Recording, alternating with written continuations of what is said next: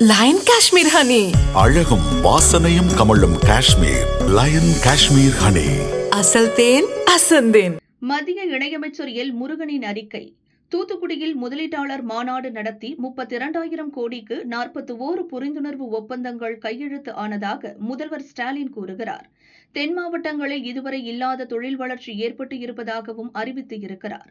தூத்துக்குடியில் ஏர்போர்ட் விரிவாக்கம், துறைமுகம் மேம்பாடு, சரக்கு போக்குவரத்து வசதிக்கு தேசிய நெடுஞ்சாலை, ரயில் திட்டங்கள் என தென் மாவட்டங்கள் வளர்ச்சிக்காக மத்திய அரசு முனைப்புடன் பணிகள் செய்து வருகிறது. மத்திய அரசின் திட்டங்களுக்கெல்லாம் தமிழக அரசு தங்கள் பெயரில் ஸ்டிக்கர் ஒட்டும் வேலையை மட்டும் செய்கிறது. அமெரிக்கா, ஸ்பெயின், சிங்கப்பூர், ஜப்பானுக்கு சென்ற முதல்வர் ஸ்டாலின் மேற்கொண்ட ஒப்பந்தங்கள் நிலை என்ன என்பதை திமுக அரசு இதுவரை அறிவிக்கவில்லை. கடந்த 4 ஆண்டுகளில் நடத்தப்பட்ட முதலீட்டாளர்கள் மாநாடுகளாலும் தமிழகத்திற்கு பயனில்லை. மத்திய அரசின் பொருளாதார கொள்கை, உலகளவில் நம் நாட்டின் மீது ஏற்பட்டுள்ள நன்மதிப்பு, மத்திய அரசு திட்டங்கள், தமிழகத்தின் திறன் வாய்ந்த தொழிலாளர்கள் போன்ற காரணங்களால் தமிழக தொழில்துறை சாதித்து வருகிறது.